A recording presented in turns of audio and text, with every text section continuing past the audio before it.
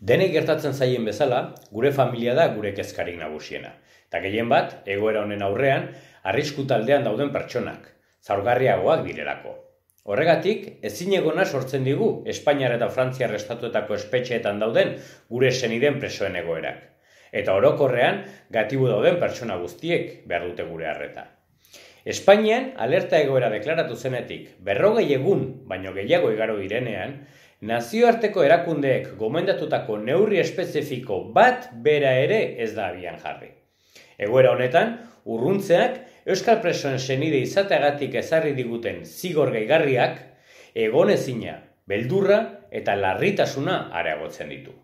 Eta era berean, ziurgabetasuna dago iragarritako deseskaladan oraindik ere izan daitezkeen murrizketen aurrean. Izan ere, bidaia luzeak murriztuak izango dira espetxeetan bisitak berrez hartzen direnean. Horregatik uste dugu, ahal bezain laster, presoak hurbildu behar direla. Ahal bezain laster.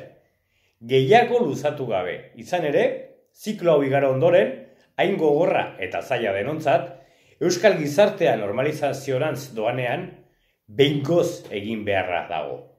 Lastrerik gabe, sufrimendurik gehitu gabe, etxean eta bizirik nahi ditu.